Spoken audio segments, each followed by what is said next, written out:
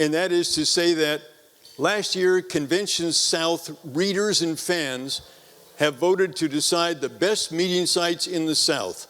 And it is no surprise to us that Havelock Tourist and Event Center has been selected to receive our annual Reader's Choice Award. So I ask all of you to please join me in a round of applause.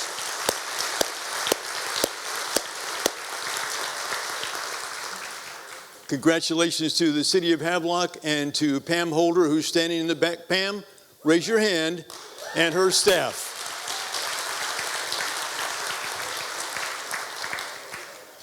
As we look back over all the galas we've had some really interesting ones. We've had heavy rain, we've had heavy wind, we had Florence, which didn't really delay us, except that it delayed the Tourist Event Center here because they had to do a lot of maintenance on it. We had one where we had ice, and at about 3:30 in the afternoon, the governor's staff called down and said, "I'm sorry, I know I'm your guest speaker, but I won't be able to be there. Good luck." So that was probably the most interesting ones we had because we didn't have a script or anything else, but we made it, and it all seemed to come out okay because you're all here tonight, so that's a good thing. And then tonight we're finally, it appears, and I should ask the hospital table, but it appears we might be looking in the rearview mirror toward part of COVID, and we're enjoying some lovely weather. So it's great to be here with you.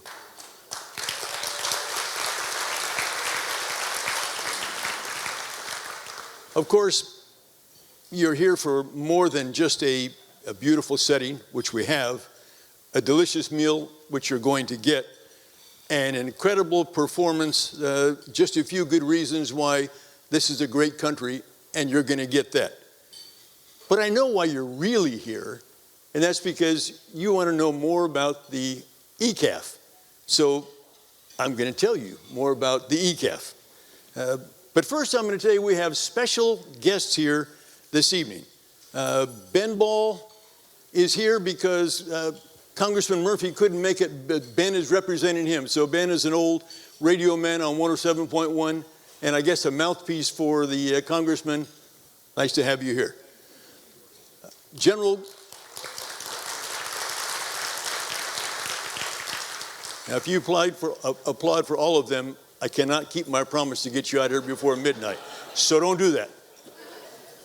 General Dick Gustafson, General Gus to us, and his wife Gloria is here. He was MAG 32's commander when Art was out there playing around and did some crazy things. So he knows him very well and said he wanted the opportunity to come out tonight and see Art, which is really good. Colonel Mike Huber, who's a CO of Marine Corps Air Station Cherry Point.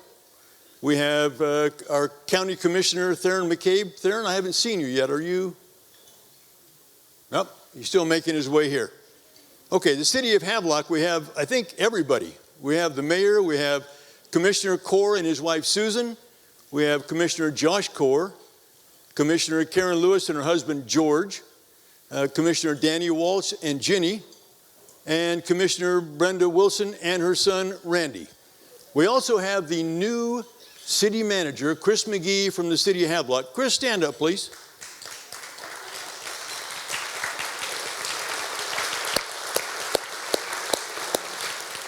Chris is he's an old DOT guy from up the road somewhere near, there's a place called Raleigh up there. I'm not sure exactly what that is, but there's a city up there like that, and he's got a lot of experience, and he's going to be great, and he's really excited about being here. So take your chance tonight and meet him when you have the opportunity. And his wife Hazel is with him as well. Hazel, nice to have you here tonight. We have a city alderman from New Bern, Jeff Odom, and his wife Jeannie. And then from Carteret Community College, we have Dr. Tracy Mancini and her husband, Norris Cotton. There we are. We don't always get the folks out of Carteret County, but we are most happy to have you because your folks are interested in the same things we are, which is STEM and getting kids excited about education. So welcome. Nice to have you here tonight. And then we have our dean of the Havelock campus for Craven Community College, and that's Tanya McGee. Right here. And of course, we have all of our sponsors and ECAHF members and history buffs and media, WCTI, Channel 12, and Interbanks Media and 107.1, community leaders, friends, sailors, students, Marines. Charles Lindbergh is here. He's hiding. He's changed clothes tonight. He looks more like Tim Clark and his wife, Kate. And then we had a gent with multiple personalities. That's Orville Wright, Mark Twain, and Bill Hand all wrapped into one. And he stumbled in tonight to see if we were doing okay. So, Bill, nice to have you here, or Orville, or whoever the hell you want to be tonight. So, if you fall into any one of those groups I mentioned, please stand so we can give you a round of applause. Anybody I mentioned, stand up, please.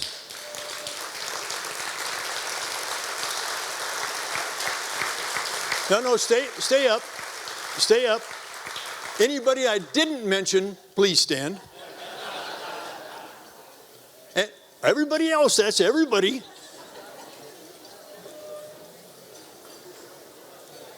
Because you're all special guests tonight.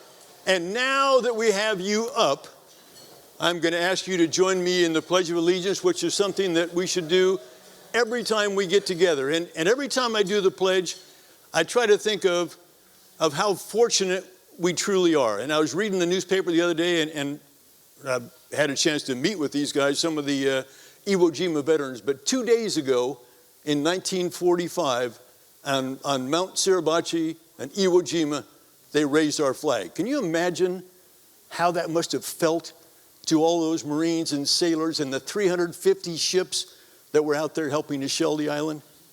Incredible. We are indeed very fortunate. So I would ask you to join me in the pledge. I pledge allegiance to the flag of the United States of America and to the republic for which it stands, one nation, under God, indivisible, with liberty and justice for all. And now all of our special guests may sit down, please.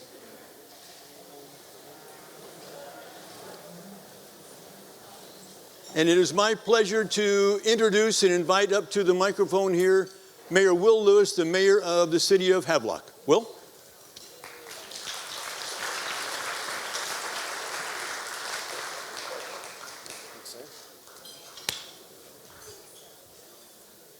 Is that on now?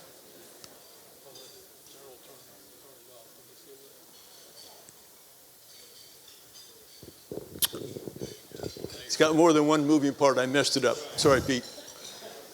And that was a tactical error by General Broughton, because if you put it on this, it makes me stay behind the podium. But all y'all who've seen me speak before know that that is very difficult for me, so I'm already out of it. Welcome. On behalf of the Havelock Board of Commissioners, welcome to Havelock and to our award-winning Tourist and Event Center. Pam's probably going to hate me for this. She runs our Tourist and Event Center, Pam Holder, if you don't know her, but we won that award when these panels on the wall were pink. His time passed. Is that good? And some of you, there are people in this room that have been here multiple times and had not even noticed today that they weren't pink anymore, but they're not. But if you haven't been here and you want to know what it looked like when we won our award, see where the divider's hidden right there? This is the part Pam doesn't like. See how that's pink? I'm pointing it out so you know what it used to look like and how much better it is, because Pam and her team have put a lot of work in it, but also because I hope and I know that you'll be back for another event.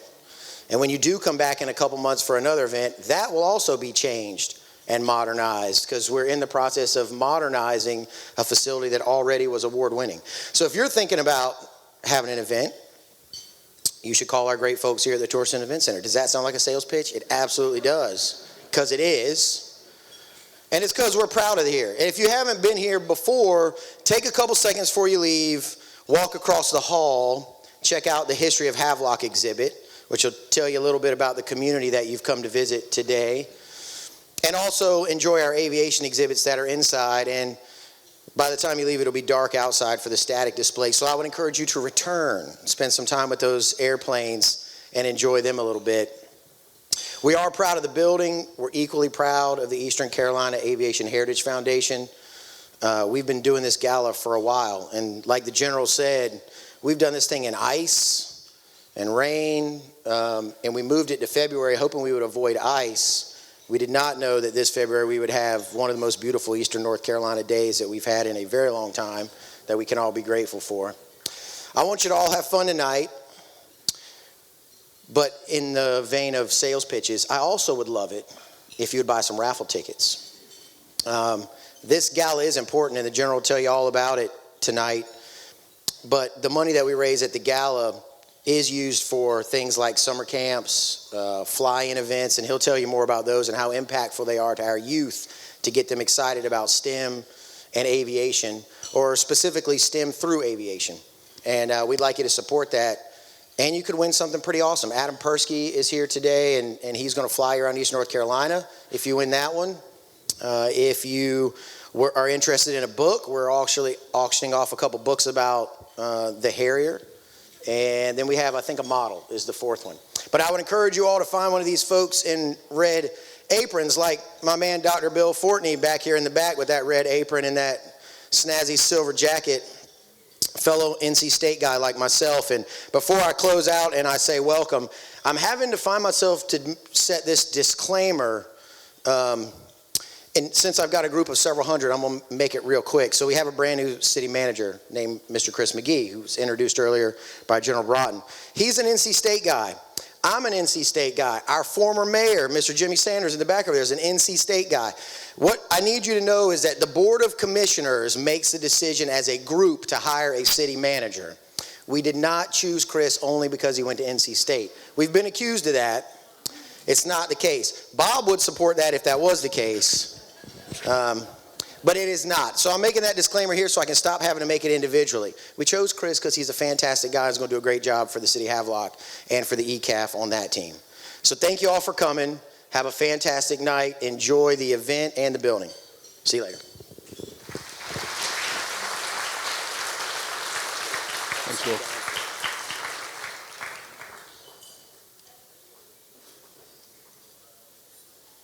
It is a university, isn't it, NC State? Okay, just checking. Okay, would you like to run that short video, please? We want to show you a little bit about ECAHF, and then we're going to run through a few slides and some of the things we've done in the past year. We've had a very good year, even though it was affected somewhat by COVID.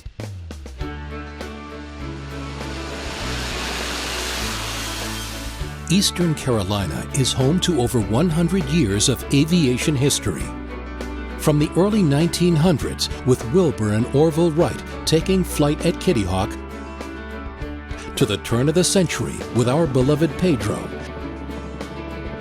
to the dawn of a new era with the next generation F-35 Joint Strike Fighters. Our community supports and promotes this heritage, and Eastern Carolina Aviation Heritage Foundation wants to ensure the tradition continues for generations to come. Join us as we host a series of events for people of all ages. Experience the heritage, community, and patriotism we share with MCAS Cherry Point and make marine aviation history come alive. Our partnership between the military and civilian communities is unlike any other, and we count on you for your support. Become a member today to be a part of the amazing journey.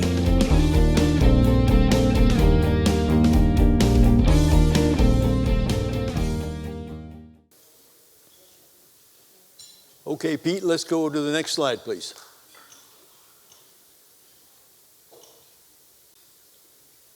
Okay, that's our gala from 2 years ago when we had Hubie Tolson here. And a lot of you know Hubie, but he is a bit of a wild man, flies crazy planes. He was at one point #2 aerobatic pilot in the world. He has taught the Chinese how to fly, I hope not too well. But he's a really interesting character. And if you went to last year's air show, you would have seen him out there performing. And he's just a neat guy. And he called me and said, I was really sorry, but he's out of town and couldn't be here tonight because he wanted to see Art talk about some of the crazy things he's done in the air. I think they both are kind of kindred spirits. I'm not sure. Okay, Art, let's run the next one up there. That's our fly-in, which is a great evening. It's a family affair, and it's fun. It's always in June, except last year. And we had to shift it to August because COVID kind of delayed us. We wanted to make sure that we were ready to do it, and it worked out really well. But what happens is the kids come in, and in this big room right here, on that whole wall is a huge screen, and it's a Disney movie we show on that. But before they can watch the Disney movie, they have to go outside, down the hallway, and on this end of the room to look at the STEM stations, the science, technology, engineering, and math.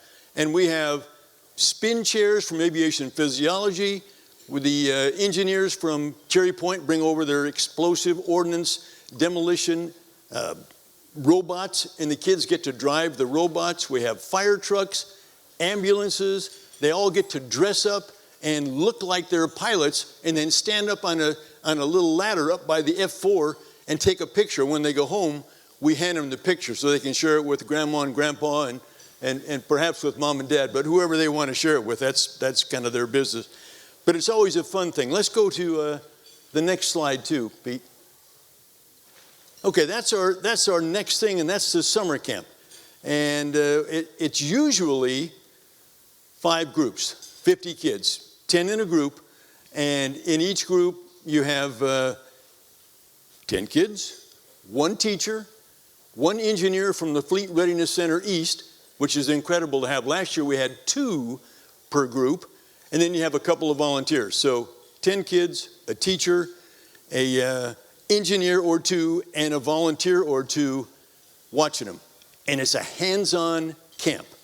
Everything they do is hands-on. This is a picture, and last year, if you were to count them real fast, and we don't have any Air Force people in here, do we? So you could count to 50, but even if we had them, we're still not going to take time to count them. But it's we cut it to 40 last year because we wanted to space everything out because of COVID. So we kept masks on the entire time, and we had just 4 groups in this big area instead of 5. And it worked out really well, but the kids had a good time. You want to flip the next one, please, Pete?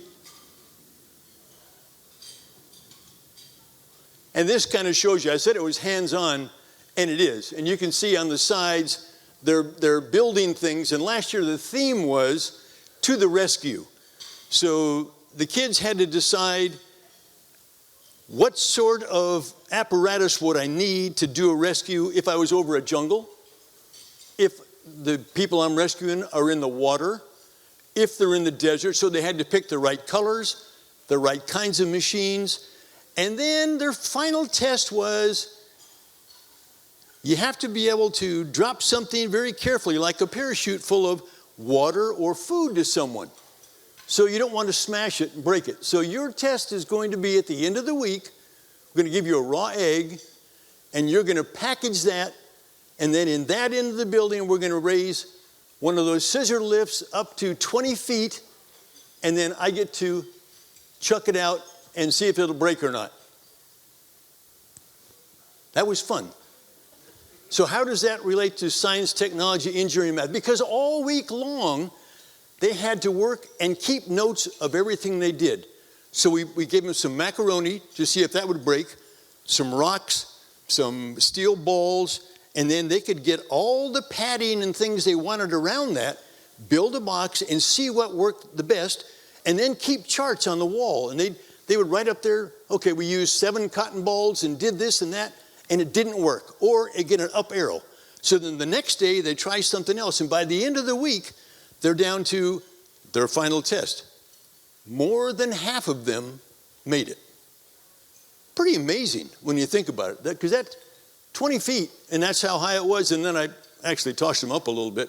So it's more than 20 feet, dropped down. Some put parachutes on them, some just left them in boxes and padded them up. But it was really neat, and so they learned because they had to keep track of it. And oh, by the way, if you wanted to use a cotton ball, you had to pay for it. If you wanted to use some ties, you had to pay for it. If you wanted to use a handkerchief or something for a canopy, you had to pay. So we gave them all 60 points to start with.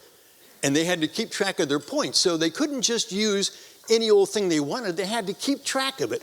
What works, what doesn't work, and what's an economic way to do it, and make sure that it works right. So that's what we did for them, and it was really a great, successful evening. Next slide, please, Pete.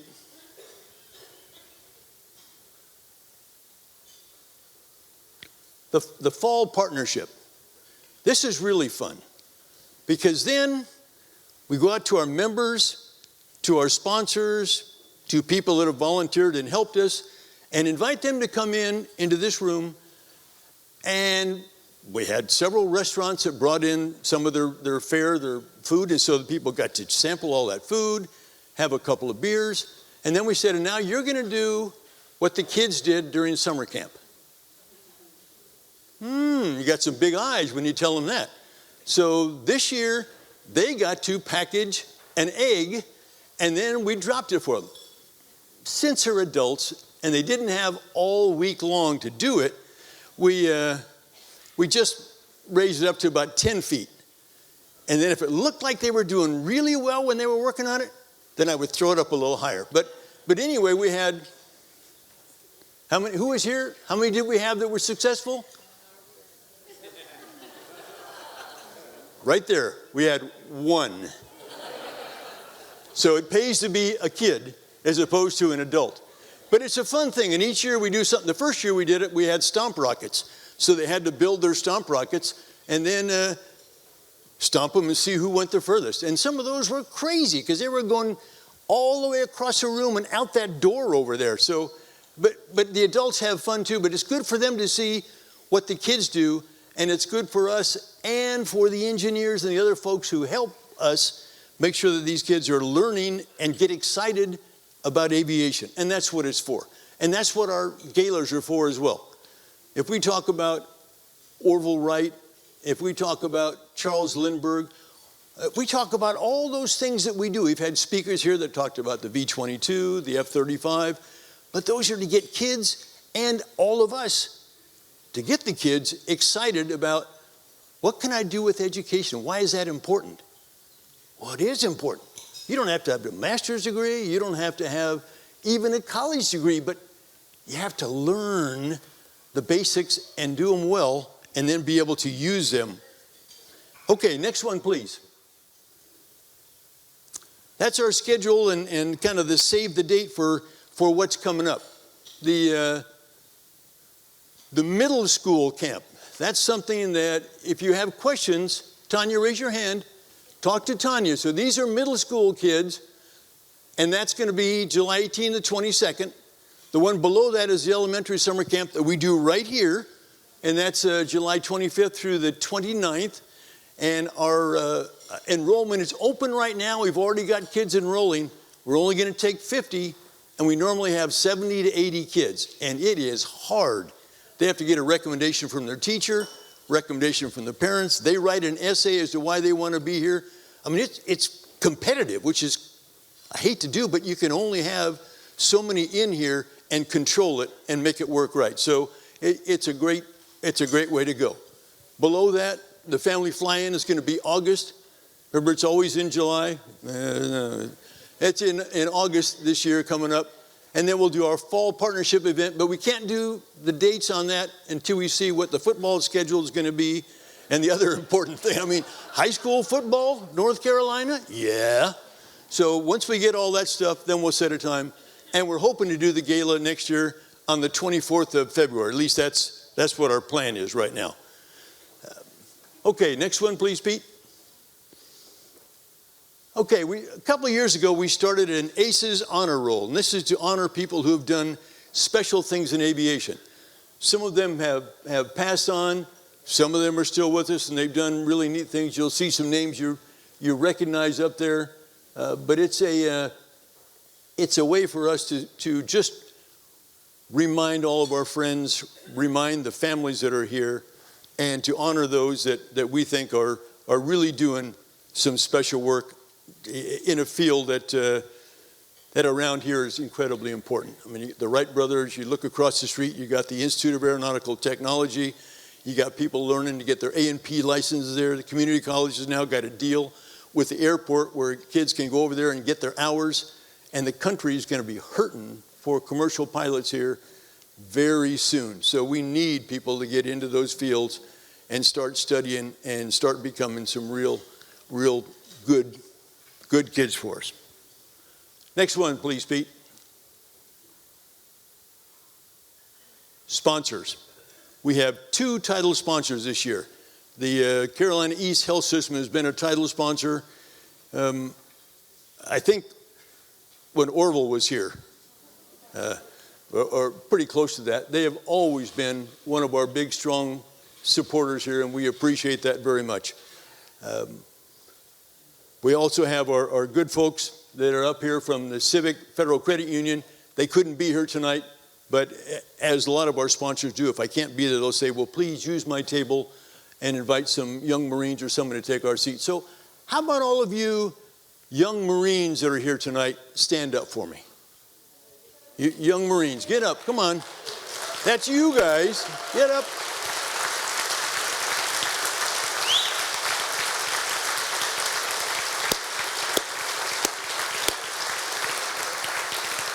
Thank you. Great to have them. We've got a bunch of engineers too. I won't ask them to stand up because they'll probably get it wrong, but it's NC State, right? Yeah, see, there we go. Now we've got some really great folks that help us, and these 2 sponsors are good. We've got our gold sponsors. Next one, please. Channel 12 is, and you'll see one of them early. Donnie was here today to do an interview with Art Nalls before we did this, and he ran out and did the weather forecast, and now he's back, and I'm going to use him again because he's pretty usable. The flower arrangements on your table, those are by Sandy's. She's very kind to bring those out. She will be using them again, so please do not take the flowers with you tonight. If you do, that's why I have Donnie. He's going to come after you. But so please leave them.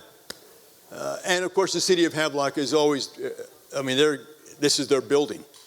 The staff that helps us is their staff. They do everything for us. So thanks, Will. Next slide, please. Okay, we have some silver sponsors. A new one, 5 State Helicopters. He came to our partnership thing last fall, and he couldn't be here tonight. He's in Texas. But he's a partner. Harold H. Bate Foundation has been with us forever. Flame is going to feed us tonight. Bob and Carol Maddox, Rich and Wanda Hazlitt. Bob's one of our board members. Rich is also, and he's also the curator, takes care of all these planes on the outside and all the displays inside. And then there's somebody else up there. Okay, next one, please. Okay, we have our bronze sponsors, JCTM, TransImpact, and our one of our media sponsors, IBX. All these are important. And then we have our table sponsors. If you will shoot the next one, please, Pete.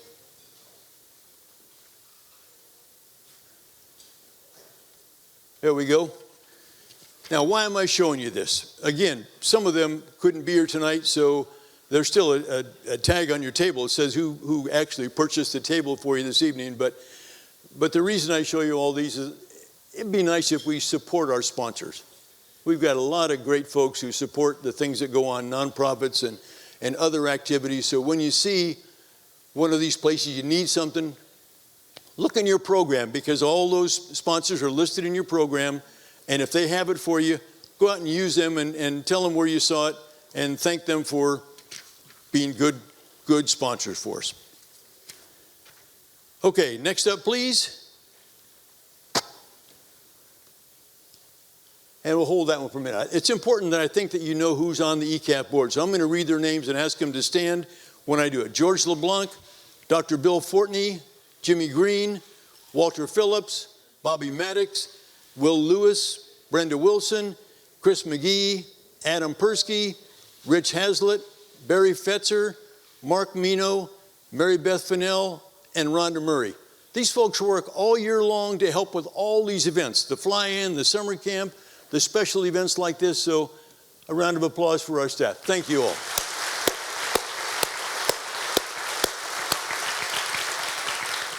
And then even though they're not official members of the board, Pam Holder and her team here, Pam's our right, she's just the right arm for us. And then she has Yushima Turner, Arthur Hilliard, Teresa Gilmore, Megan Ginaldi, Lily Ford, Tamika Martin, and Melanie Poole, and then Mary Weigel, who hangs out over at the city's City Hall, but she works here too. So those are all good folks. And again, volunteers are just, that's what you live on. I mean, City of Havelock, we said we're doing the gala. Can anybody over there help?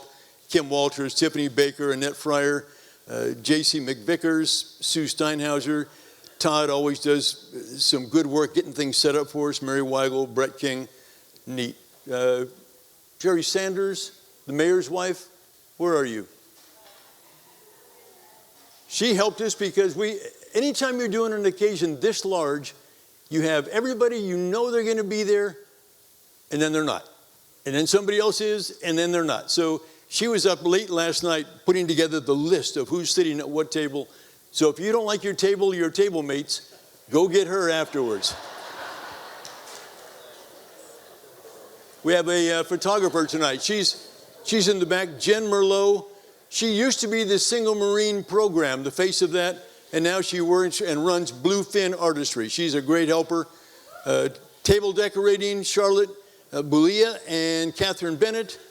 Our videographer is Greg Saban for the night.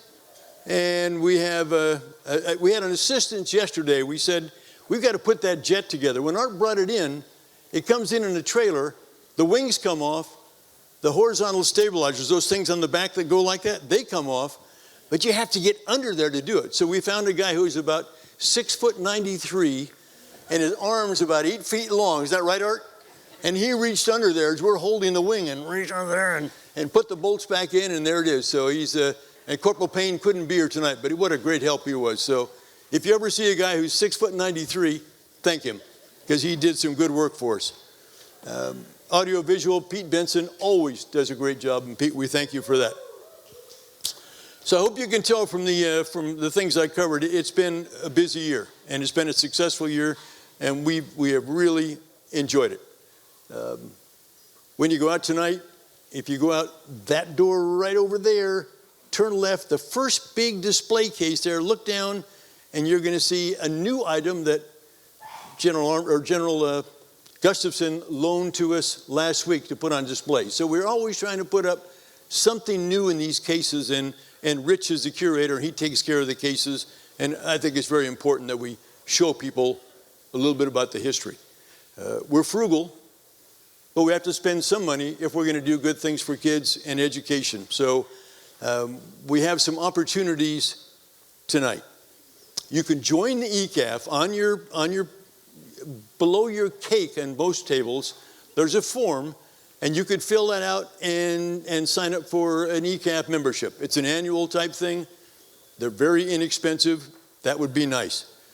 You can also buy some raffle tickets, and we'll mention that, but the people in the red aprons and carrying a basket and wearing a big gun, they'll be the ones who will come around and say, wouldn't you like to do it? No. $5 a ticket or 5 for $20. But here's what you could win. If you join tonight, we have a beautiful Aviate, a wooden model, a display model you could put on your desk somewhere. If you're going for the raffle, we have a book that Art Nalls brought. It's an autographed copy of A View from the Hover by John Farley. Dave and Melanie Poole brought a book. It's an Aviate Harrier Straight Up and Out of Control by Lieutenant Colonel John Capito. And many of you know him as one of the fine pilots that has been at Cherry Point for a long time. And his wife, I think, is already here tonight. I haven't seen her yet, but she is. Thank you for being here. We also have a 2-night stay at the Holiday Inn Express and Suites in Havelock, donated by Jeffrey Wagner. And then from Adam Persky. Adam, stand up, please. Ah, there he is. He has an airplane. And the lucky winner on that raffle, and I'll put the names of the other ones back in, but the lucky winner gets a 30-minute ride, and you're going to go out and take a look at lighthouses and all kinds of stuff in the area. It's gorgeous. Thanks, Adam. So now I think we're going to use Donnie Cox again because it's time for the invocation. So Donnie, if you would come up, please.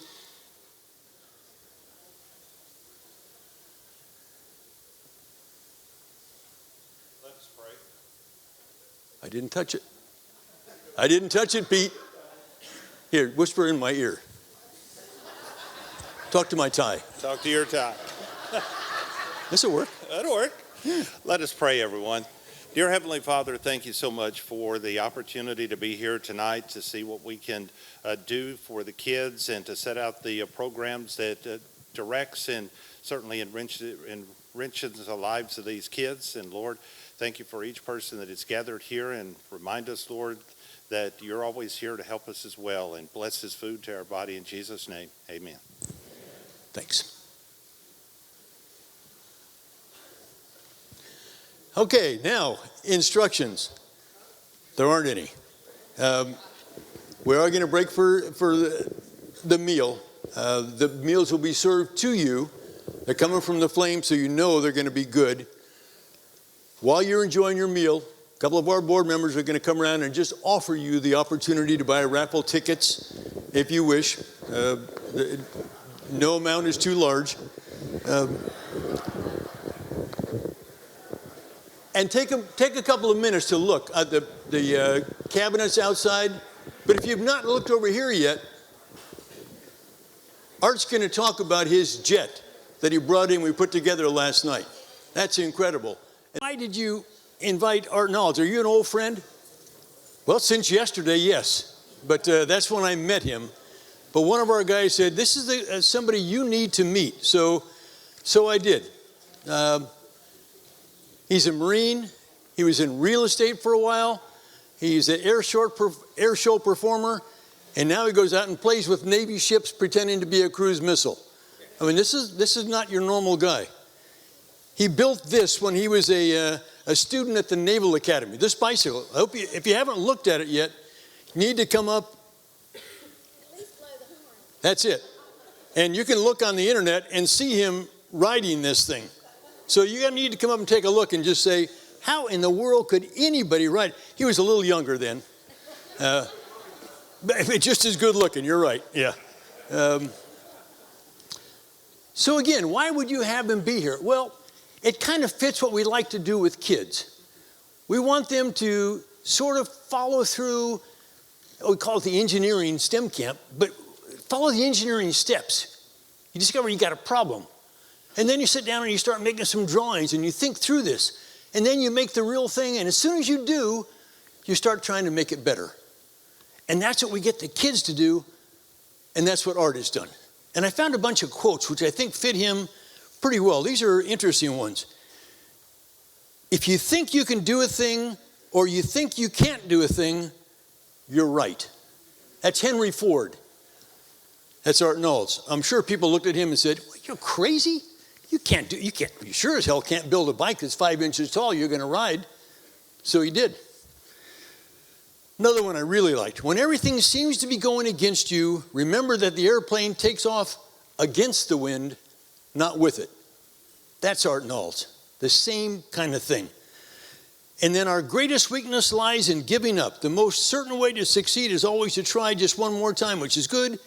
And the one that applies directly to the schools, which I think is important. If we do not plant knowledge when young, it will give us no shade when we are old. And boy, does that fit. So if we don't watch what the kids are learning in school, encourage them, get them to stretch as far as they can, and let them know that it's okay to fail. I mean, our students in the camps fail all the time. So then you mix them into a team and you get working. Then they'll ask you a question. We don't answer questions. We ask them another question to help them answer their own question. And it works out really well. That's the kind of stuff that Art Nalls does and what he represents.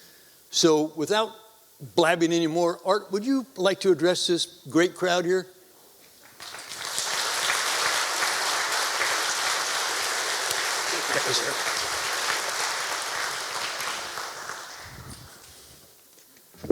Thank you, General. You were just talking about my favorite subject, which is me. Who's the Mark Twain reenactor here? Okay, there's a Mark Twain quote that I saw on the wall of a newspaper reporter. I was being interviewed, and I was considering buying my very first airplane, which was a Yak-3, a World War II fighter. And it said, 20 years from now, the greatest regrets you'll have in life are the things you didn't do, not the things you did do. Mark Twain. I went immediately home, told my wife we're buying the airplane.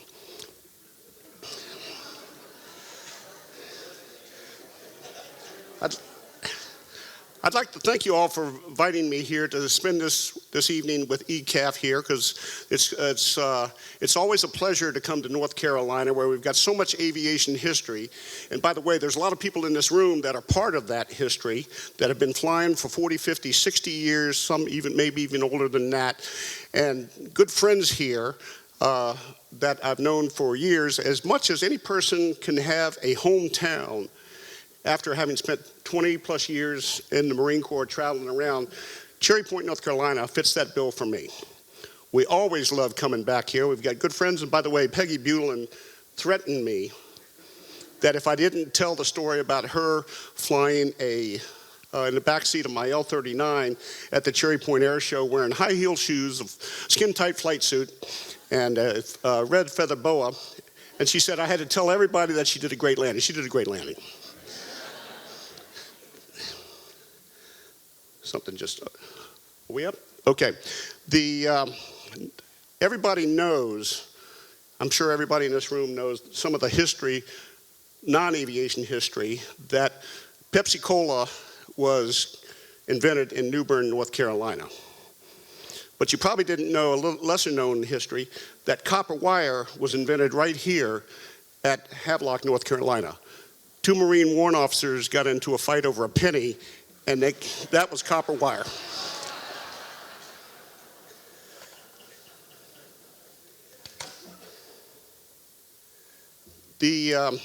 The title of my talk is just a few great reasons why this is a great country, and I'm going to go over a couple of them and give you a couple of stories. And the general's already said we've got to get out of here at a reasonable hour, so I'm the long pole in the tent to make that happen. So I'm going to try to zip through this stuff, because I already know there are a few people that wanted to ask some questions, and I'll probably leave something out, so I'll leave some time at the end for questions here.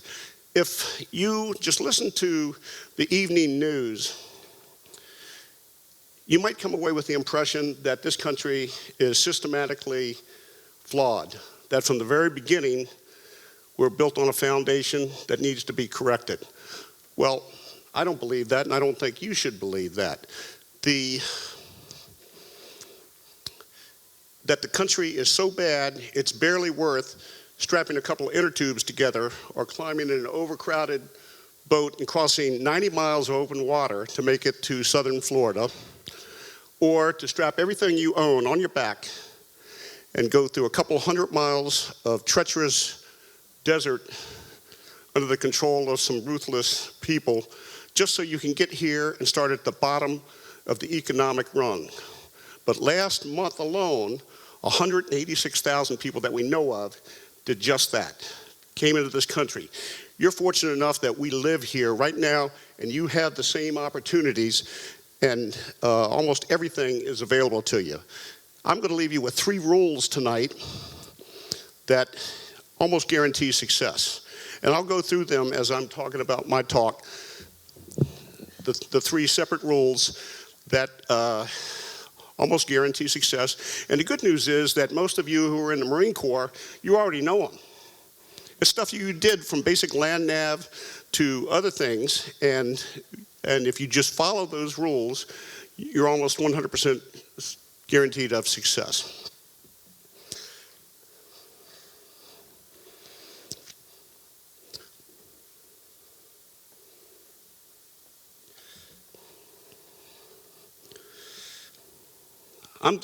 My wife and I own the world's only privately owned flyable Harrier, and it didn't happen by accident. It took a team to do it, and we had to set out on purpose to make that happen.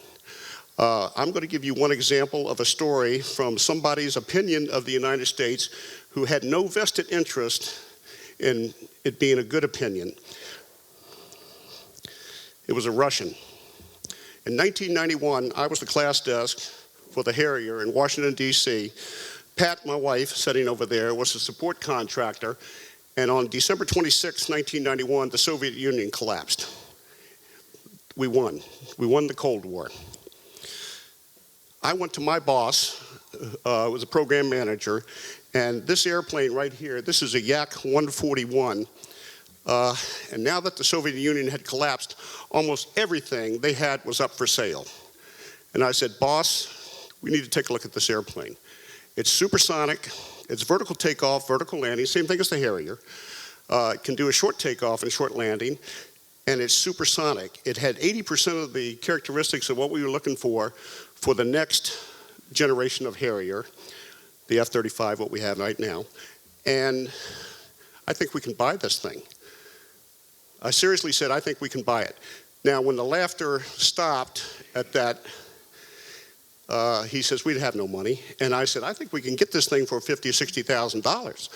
And I said, let me work and see what we can do off hours to either go over there and see what technology they have and bring it back here or whatever. And I said, I'll work before normal working hours and after working hours.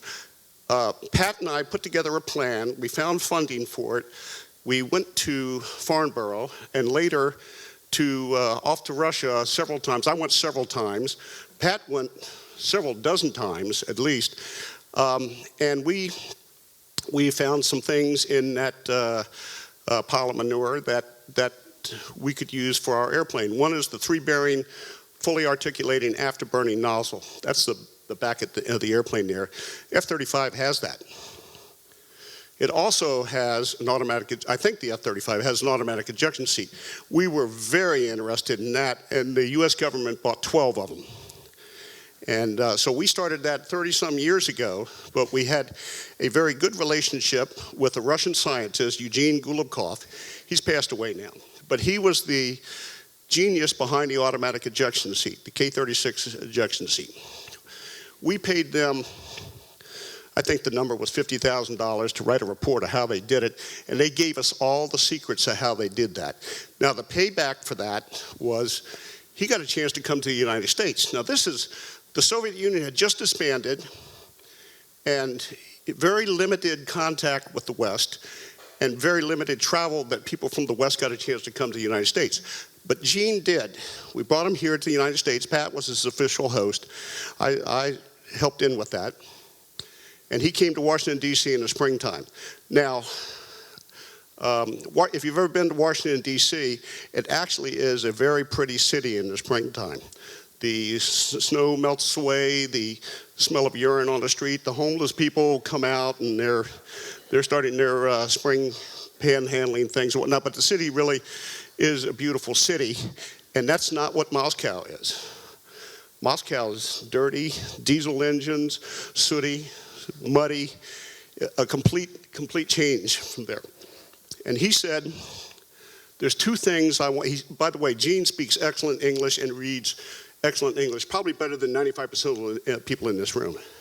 He said, there's two things I want to do while I'm here. He says, I want to eat a hamburger. Now, that's 30 years ago. Now McDonald's is in Red Square. It wasn't then. He says, I want a hamburger. Okay, we'll get you a hamburger. He says, I want broccoli. I want to try broccoli. That's why the picture of broccoli's up here.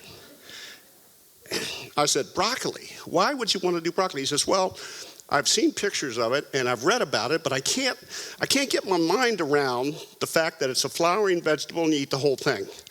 Is it in season? And I said, well, just so happens this is the beginning of the broccoli season. We'll go get you some broccoli. So we go into a supermarket on Capitol Hill, just like Harris Teeter, just like Publix, just like any supermarket that everybody in here has been to hundreds, if not thousands of times. And as we walked in, his eyes got about this big.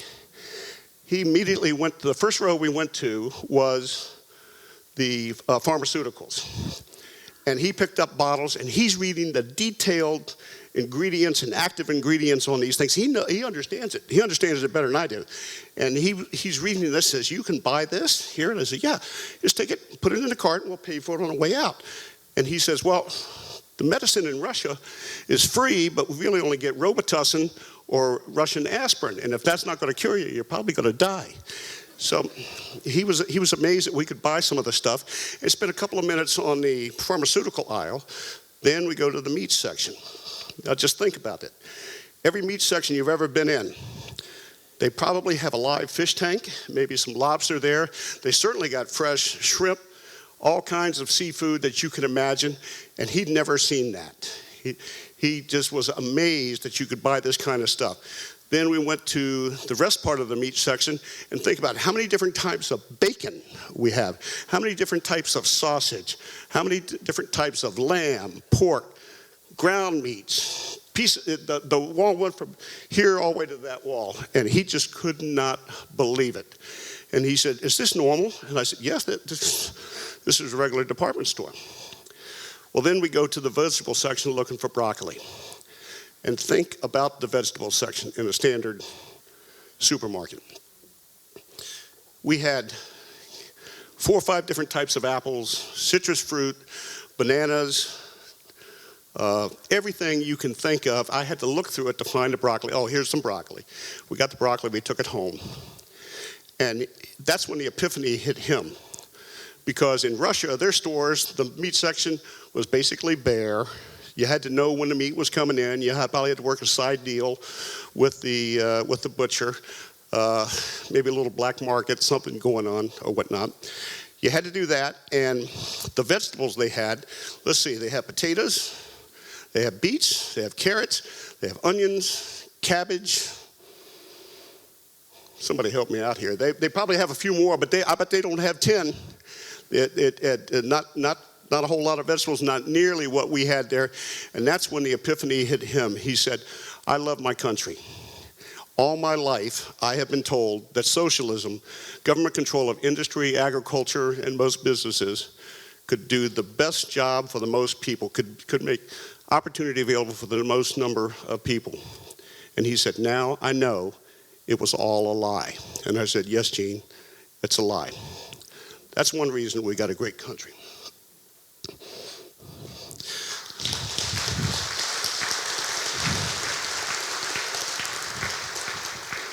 But wait, there's more. Now we're going to tie it in with the aviation part of this, and I'll explain a little bit about the microjets and some other things.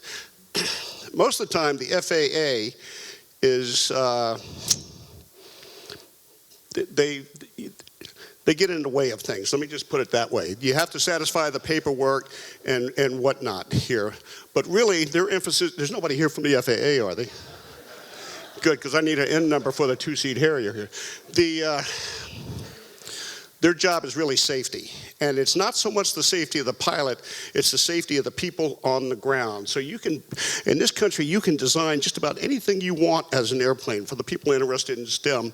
If you can put an engine on it, you can put a jet engine on it, you can put an electric motor on it. FAA is going to let you fly it, basically, and they will let you do just about anything you want to with that airplane except fly over somebody's head. You can't fly over densely populated areas. Other than that, have at it. Put experimental on the side and go for it. This guy right here, he's on YouTube.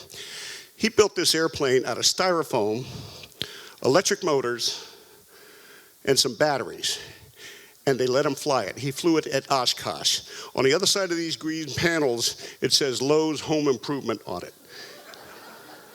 He put it together with duct tape, and he says, "I'm the only person who's going to fly it," and they let him fly it. This guy put jet engines, you've probably seen this. He put jet engines on his arms and legs and flies kind of like Iron Man and whatnot. He doesn't fly it in this country, but he could fly it in this country. And the point being is that with the advancements we're making in computers, flight control systems, jet engines, electric motors, and batteries, just about anything you can put together, you can fly. And the FAA's problem is it single engine, multi-engine, turbojet, whatnot? We're building things faster than they can even classify what they are. Let's go to the extreme of that. You can buy and own a warbird in this country. We're proof of that. This airplane, the the one we have. The FAA, I called them up and said, hey, I want to go fly a Harrier. I want to buy an airplane. And they said, what kind is it? And I said, well, it's a Harrier. And the guy starts laughing. And he says, tell me about what your background is. And I said, well, I was a maintenance officer. I was a test pilot. I've got 400 or 500 carrier landings on it. And he says, stop. You're the right guy. I'm going to let you do it. He said, so I'm going to be watching you like a hawk. You need to be communicating with me so that you don't get your operating limitations written someplace that you can't comply with. So he said, you've got to stay in touch with me. And we did. And you want to go buy a former military airplane? Well, this is one that was actually listed for sale. This is an F-4. This was a government surplus airplane listed in Hawaii, I believe, and it's going to need some work. It doesn't look at all like that F-4 that's sitting out there on the ramp, but you could buy this if you wanted. And oh, by the way, there's a government inspector that's going to make sure you cut that airplane up into pieces, no piece larger than 3 feet. You've got to demilitarize it. You want to buy a Harrier?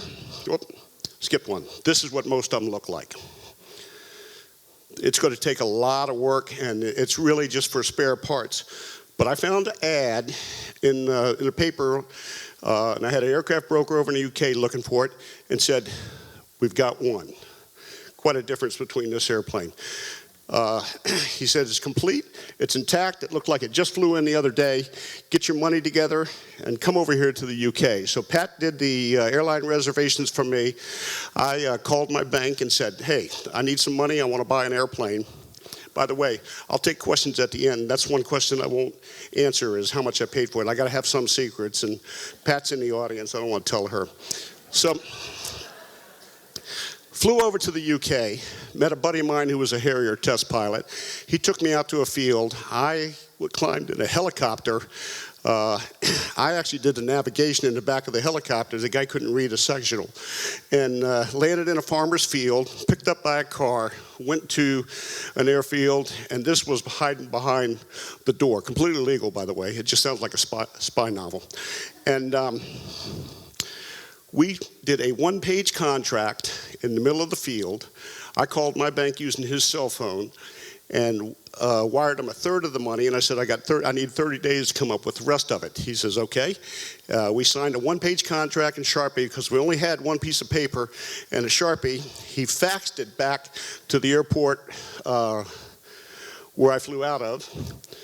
I climbed in the helicopter, we shook hands, and I climbed back in the helicopter, went back to that field, and picked up by a car, went to the airport. 4 hours later, I was on a flight back to the US, and I said, I just bought a Harrier. Now the real hard work is going to start. So, I bought the airplane with this is rule number 1, by the way. I said I was going to give you 3. Rule number 1, know where you are and know where you want to go. Okay, it's basic land nav. You have to know your skills, your skill set, and what you want to do with this. I wanted to get this airplane not to fly off of ships at night, not to drop bombs. I wanted it to go around the pattern and be able to hover at an air show and be an air show star. The airplane is going to be the star. All I have to do is fly some basic maneuvers with it. Know where I am, and where I want to go. So the airplane was boxed up, shrink wrapped, sent across the ocean. It took us about 2 months to get it here. And we started putting it together. We had a complete set of manuals, and we thought, right now we've got about 400,000 pages of manuals here. We started putting it together with what we thought how it worked, but there's 6 bolts that hold that wing on. We got 4 of them in. They're all close tolerance bolts. And the holes didn't quite line up, and we didn't know exactly what to do with that. So we left it here, covered it up outside, and then we go for help. Rule number 2, you have to build a team. Nobody can do anything by themselves. I don't care if you've got to write a book. I don't care if you've got to build a log cabin, start an energy drink, build a runway in your backyard, or go hunting world-class lions with a bow and arrow. You need somebody. You need a guide and somebody else. So that's your team. I flew this L-39 to the New River Air Show, and you notice I'm wearing a VMA 223 patch. the VMA 223 just happened to have a Harrier there demo, and one of these guys said, do you have authorization to be wearing that patch? And I said, as a matter of fact, I earned this patch when you were in 5th grade. We did the math, he was actually in 7th grade, but that was close enough to make my point. And I said, hey, I've got a Harrier and I need some help.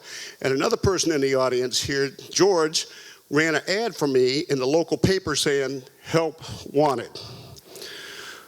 We were deluged with resumes of people that wanted to be part of this. And I worked a deal with the base CG at the time, good friend of mine, and said, I want to borrow your Marines. I'll make sure they don't get hurt, and I'll turn them loose by noon on Sunday every weekend so they get back and ready to work bright and early the next day. And I'll take care of them, and I'll make sure anybody gets injured, I'll take care of them.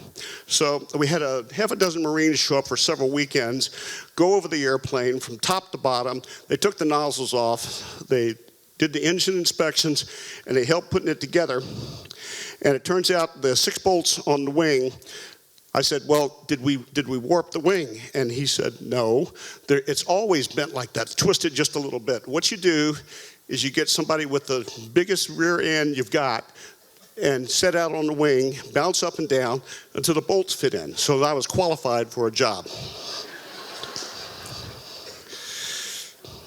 Now here, we've got the airplane together, and we go for a start. We have a crowd hanging around us, ready to start this airplane. And I hit the button, nothing happened. We start tracing wires, we start checking things, whatnot. The crowd starts dissipating. 2 hours later, we take this panel off on the left side, that's panel number 44, and there's a start sequencing unit in there. I happen to know from a maintenance officer, if you don't have that part in there, it is not going to start. There's no way you can do it. It's about the size of a pack of cigarettes, and 2 wires go to it. We didn't have it. I said, well, we're done for the day, boys. And I called back to England, who guaranteed that I'd have a complete flyable airplane, and said, you owe me some parts. They sent me the start sequencing unit. They also sent me a piece of nozzle linkage. This airplane had been prepared to go to a museum, and they took the nozzle linkage out and the start sequencing unit out on purpose, so that if somebody got the airplane, they wouldn't be able to start it unless they knew that. And if they got it started, they wouldn't be able to use the nozzles without those 2 parts. The Marines found it the first day. They said, yeah, you're missing this, we need this. So we got those parts. They came back the week later. We got it started. He's going through, Staff Sergeant Hart, who was a former Marine, he was going through the control checks, and the guys are checking leaks up on top. And now I'm ready to taxi. So first time that airplane taxied, and it was, there's several months between this one and this one, but this is the very first flight, November 10th, 2007. My first time flying a Harrier in 18 years, and we got the airplane airborne. But the landing's only good as the takeoff's only as good as the landing. And here I am coming for the first landing, and I knew that it's a 4,000-foot strip. It's shorter than Bogue Field. And I knew that I had to land on speed, slow landing, about 90 knots within the first 1,000 feet of the runway. I hit that point right on, got it stopped, had plenty of time. I said, we can do this, guys.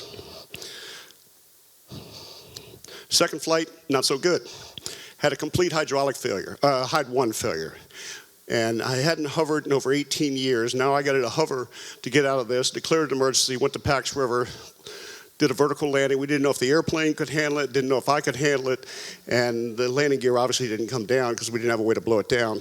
That was a sad day, but the whole team voted that we were going to get that airplane going and flying again, and a year later, this is the very first air show at Culpeper, Virginia. I got certified 1 week, check ride. Next week, we're doing an air show. And over the last 15 years, we've done numerous air shows. This is Ocean City. This is Toronto, Canada, I think. By the way, Canada doesn't have the FAA, and they let me fly right through the city, right between the buildings. And on one of the takeoffs, the tower said, hey, can you do a circle around the tower? And I said, absolutely I can. Is that legal? He says, if we tell you it's legal, you can do it, you can do it. So I took off, did a circle around the tower, did the same thing in the L-39, made a smoke ring around the tower. Canada's got some fun air shows. Not without incident, though. This is a gas turbine starter. Anybody that knows Harriers knows that one of the weak links is a gas turbine starter. It has a little jet engine about the size of a Folgers coffee can. It puts out 87 horsepower. That starts off, lights off, and then that starts the main engine going. And a jet engine is basically a continuous cycle diesel engine. You have to get it spinning enough that the air is compressed enough that once you throw the spark and the fuel in there, the fuel auto ignites. So you have to have all of that together. The gas turbine starter had 11 starts on it when we got it. It just blew up at number 18. We didn't have any spares. So we got one from the UK. We've got 7 or 8 now, and we know how to take them apart. We know how to rebuild them to some extent, minor rebuild, and put those on there. And we're also working alternate ways to start the airplane by putting the L-39 in front of the intake of the Harrier and getting that engine to spin up.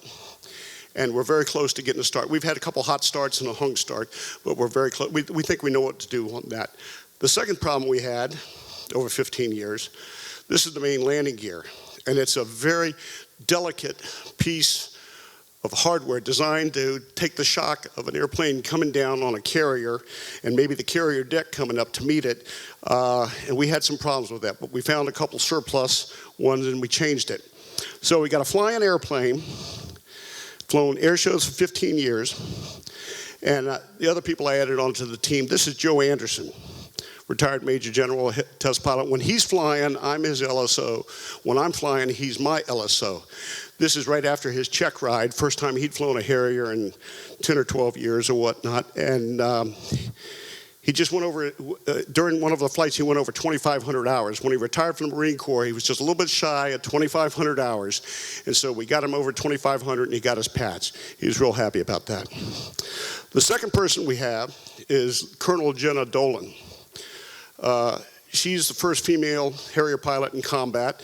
She's flying the L-39 regularly, and she's taxied the Harrier twice. I don't have the piece of paper yet to authorize her to fly, but she will, and we're working on the 2-seater, which is the next thing we've got going. This is a very rare airplane.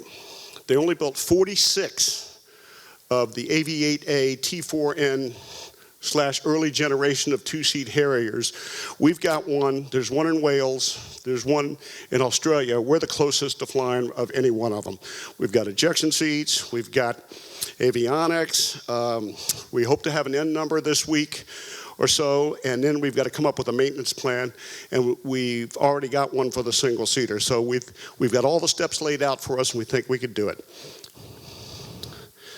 Now, on to the microjets. The airplane you see right here is a world's record holder. This is the smallest jet in the world. And there's a little data plate on the back there. It tells you how much it weighs. And I think it's like 353 pounds or something or whatnot. Very small jet. I bought that just because I had the world's record bicycle, and I thought it would be kind of neat to have around. And then I was called by Bob Bishop, who started and owns Aerial Production International, working for the U.S. government. He says, I need to retire. I need somebody else to take over. So Pat and I went and saw the company, and she said, do you really want to start another project this late in life? Most people are thinking about retiring. And I said, this is too valuable of a capability to let it just evaporate. It can't go away. We do cruise missile support for, as the general said, for ships, airborne radars, working with the new Air National Guard ESA radar. The airplane is almost invisible to radar.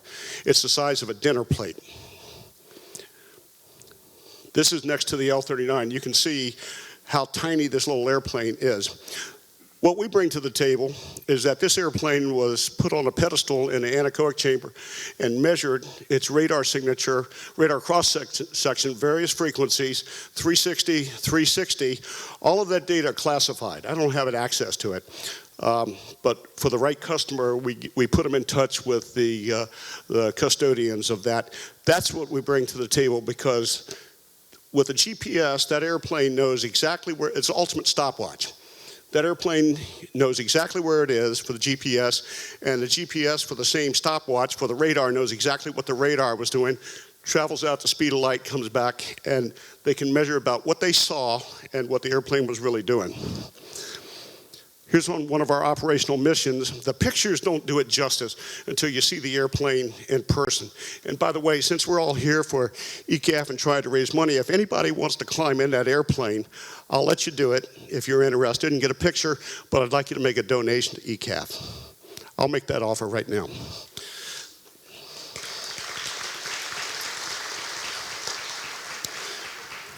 Here we have a couple of our ground crew.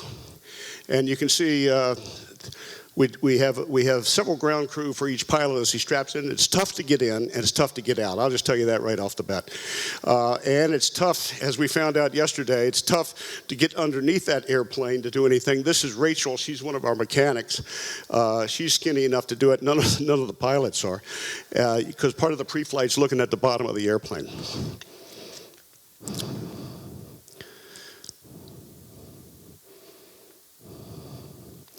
Now, this is my job.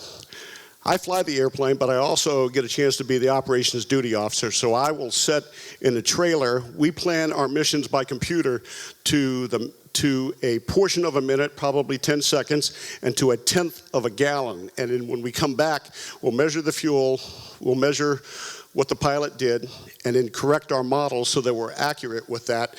But we work as a team, and I'll just tell you that we had on one of our flights out of Georgetown, Delaware, it was earlier in 2021, the pilot said the engine just doesn't feel right, so he climbed an extra 1,000 feet, and the engine quit on him. Engine failure. I immediately, over the radio, did his boldface for him and told him to turn the aux pump off. He had forgotten that. So I backed him up, and I made his Mayday call, and he dead sticked that airplane back into Georgetown, Delaware. The airplane was fine, other than the engine, of course. We had the engine out, we determined the cause of the failure, and we continued on with the mission with another airplane. But when he came back, he was grinning from ear to ear. I certainly didn't expect him to be grinning after a flight. And I said, are you okay? You want to go? What do you want to do? Do you want to stop here? When he goes, no, he says, no, I'm comfortable. We know what caused the failure. He said, my only thought was that I couldn't make it to Richmond, Virginia because of the engine failure. And those that know some of my background, that's where I had an engine failure in the Harrier, and I dead sticked it at Richmond, Virginia. So we work as a team. I helped him. I reminded him of his boldface, and we got that airplane back, and that airplane flew a couple of days later, and we completed the mission here. Now, I gave you 2 rules. The first is you got to know where you are, where you want to go. The second rule is you got to get the right team together. And the third is you've got to eat the elephant one bite at a time. You have to do a little bit about that. And you can't, and this slide is up here to let you, just to emphasize the point that you can't be stopped by little obstacles. You have to just find a way to make it work and find a way around it. Those 3 basic rules. If you do that on any project you want to do, you want to build a log cabin, want to write a great American novel, whatever you want to do, if you use those 3 rules, do it for 10 or 15 years, and one night you'll wake up and you'll be an overnight success. So that's all of my prepared remarks. I know there are some questions out there. If somebody has anybody, I'll be glad to answer them. If you don't want to answer them and ask them in public, I'll hang around. You can ask them in private. Yes, sir.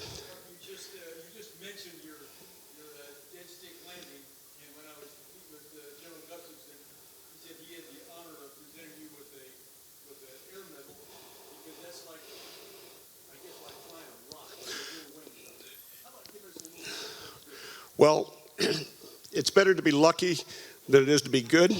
That particular day was a little bit of both. I had 4 flights from Cherry Point with the wingman. I was flight lead. We were going from Cherry Point to Quantico to support the basic school students.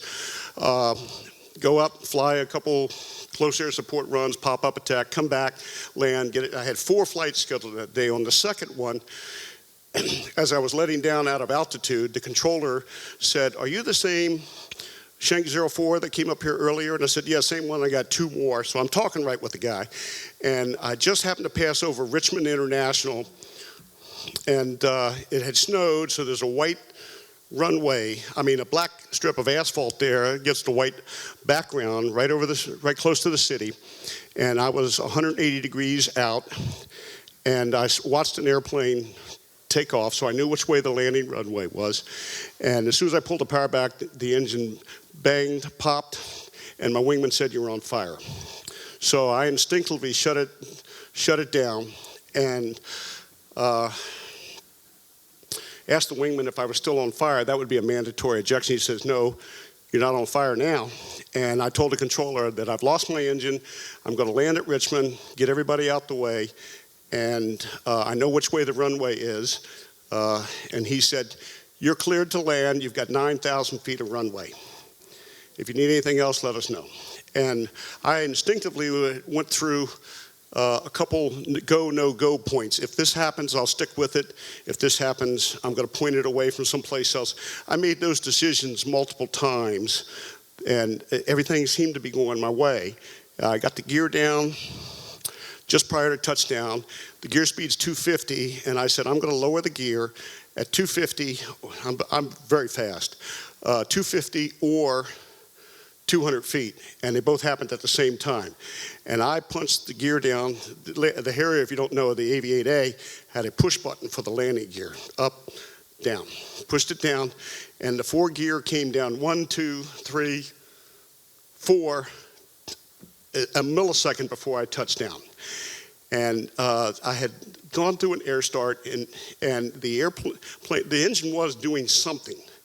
And so I reversed the nozzles, and it was shaking so bad I couldn't see the first couple numbers go by me, and then an old A4 number came to mind, 80 knots at 3,000 feet.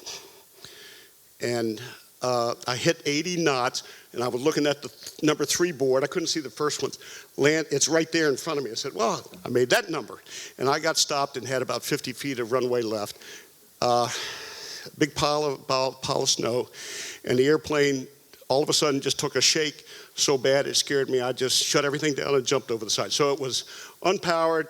It's not a true dead stick, but it was. I was able to get the airplane on the deck, and the tech rep came up, and he stuck his arm down the the cold nozzle, and he said, "All right, look at this." And he stuck his arm all the way in there up to the shoulder. And I said, "Is that unusual?" He said, "There's no blades there." He said the engine had just disintegrated. I don't know how it ran as long as it did, but it saved the airplane. That airplane flew again several days, probably a week later. It flew out of there. It was being in the right place at the right time, and of course, the right training from the experienced guys that taught us how to do it.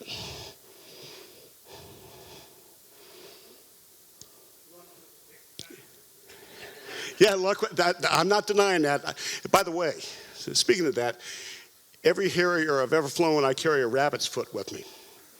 And there's a rabbit's foot inside the Sea Harrier, and I carried one in my little purse there, and I had to do a post-maintenance check flight on a airplane aboard ship that if they went down for more than 60 days, you had to report it, called a spin tax, special interest airplanes.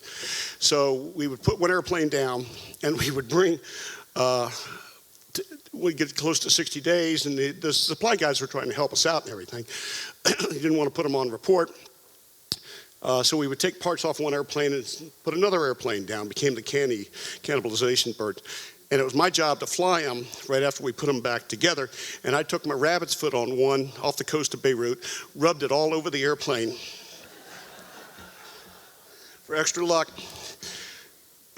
We decided that the best thing to do a vertical takeoff. I did a vertical takeoff. About 2 feet in the air, I got a fire light and chopped the power and set it back on the ground. The back end of the airplane was smoking. I forgot what the cause of it was in there. But the ops officer said, "That was a good flight." 6 feet total, 3 feet up, 3 feet down. But the rabbit's foot was probably the good thing. Yes, ma'am. Well, I grew up in Northern Virginia. It was a very rural country. My father caught me trying to weld some parts together with an acetylene torch with zero training. Zero training, zero goggles, anything.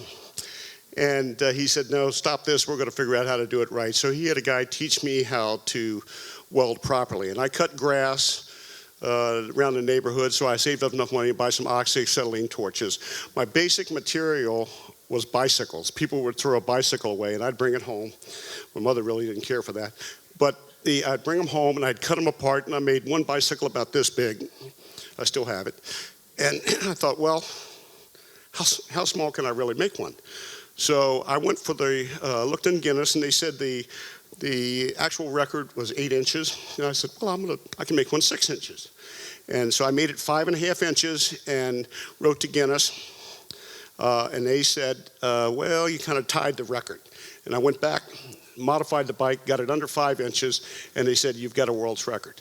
I thought that was the end of it until one day I got called in by the superintendent of the Naval Academy. That's rarely a good thing if he wants to see you.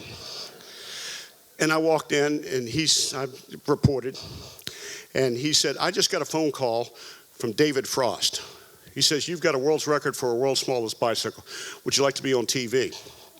And I said, well, yes, sir, I would. He says, okay, I'm putting you together with Lieutenant so-and-so. He's going to be your PAO officer.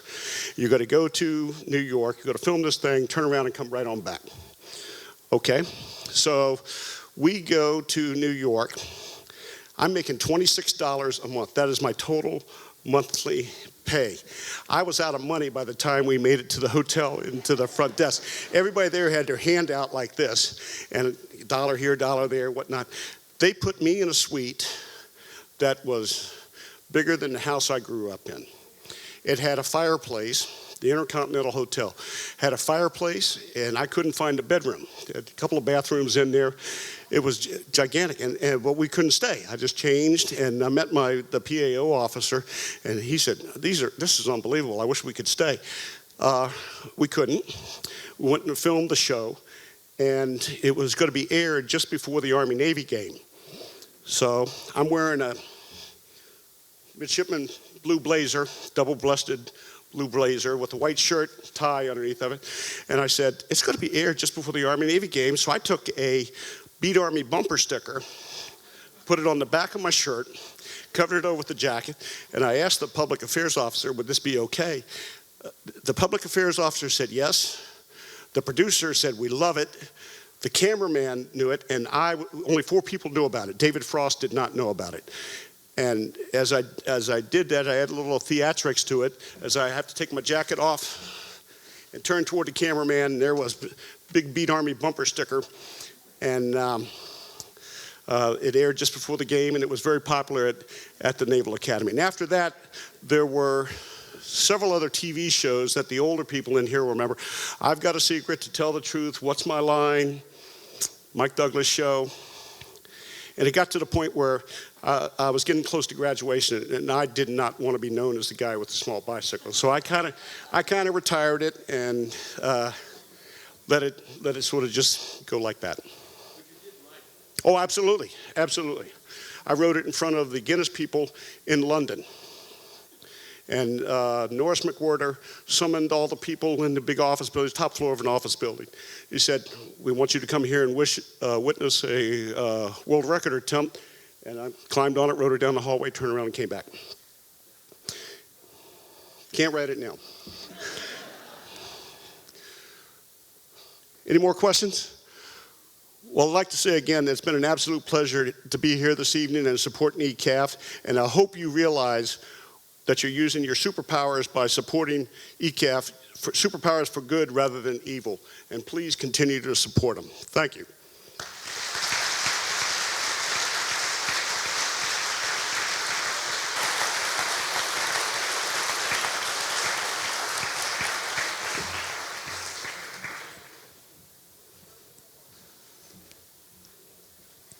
We just happen to have a few small things that we thought you might like.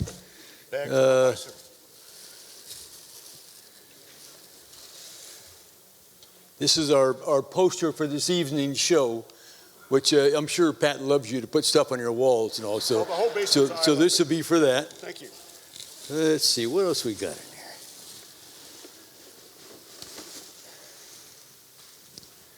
See if that'll fit you. Yeah, I'm sure it will. This is beautiful. Thank you very much. Thank you. It's been a pleasure to be here, and thank you for all this.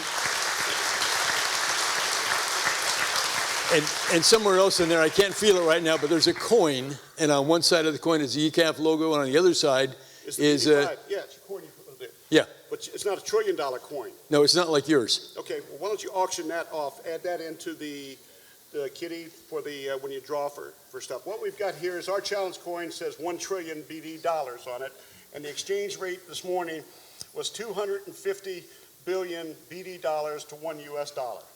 So we're there. Thank you. Thank you.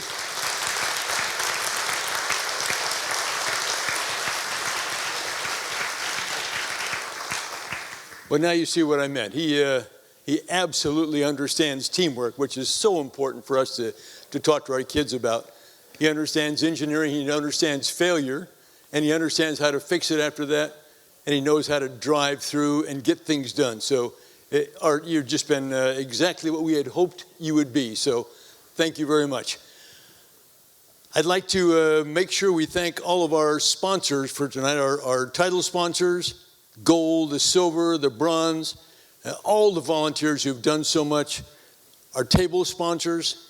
Thanks to our normal partners, the Fleet Readiness Center, Mark Mino's here tonight, all of his engineers and the folks that help us on everything we do.